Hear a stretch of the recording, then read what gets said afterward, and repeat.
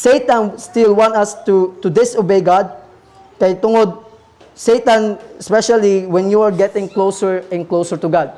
So, maaaring gusto ni Satanas sa tuwang kinabuhi. Nga sultihan kasi ang bakak, no? Og ang gusto ni Satanas is to disobey na to si Lord. I-disobey na to si God. That gusto ni Satanas nga manginabuhi ta layo sa Ginoo.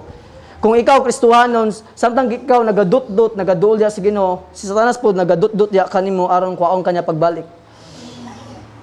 In 1 Corinthians 10:13, ingon diri ang Bible, the temptations in your life are no different from what others experience.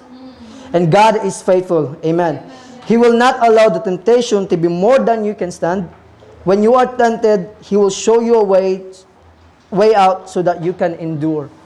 So, ang gingon sa pulong sa Ginoo, no, ang tentasyon nga nasinati sa ubang Kristohanon, ug nasinati nimo karon is walay diferensya. No, kung gitintal ka sa kwarta, gitintal po sila sa kwarta. Kung gitintal sila sa flesh, gitintal po sila sa flesh. Apan, ang Ginoo is matinud-anon. God is faithful.